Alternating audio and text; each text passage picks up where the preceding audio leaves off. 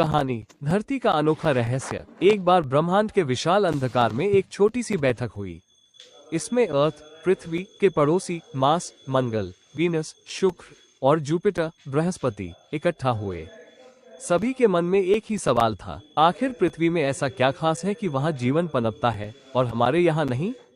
सबसे पहले मंगल बोला, मेरे पास भी कभी पानी था, लेकिन अब मैं सूखा और ठंडा हूँ।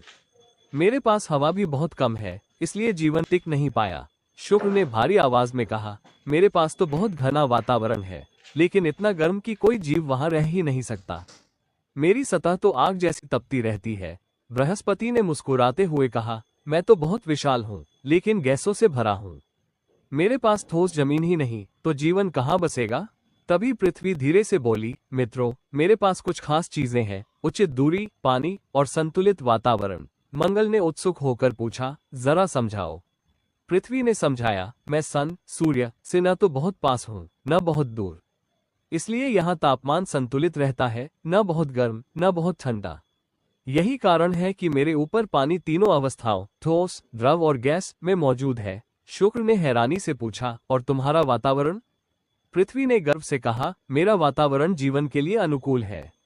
इसमें ऑक्सीजन है, जो जीवों को सांस लेने में मदद करती है, और ओजोन परत है, जो हानिकारक किरणों से रक्षा करती है।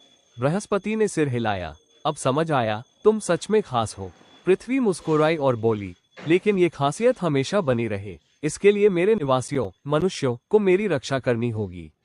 अगर वे मेरा ध्यान नहीं रखेंगे, तो मैं भी अपना संतुलन खो सकती हूँ। ये सुनकर सभी ग्रह चुप हो गए। दूर कहीं पृथ्वी पर एक बच्चा पेड़ लगा रहा था। शायद वही इस अनोखे ग्रह का असली रक्षक था।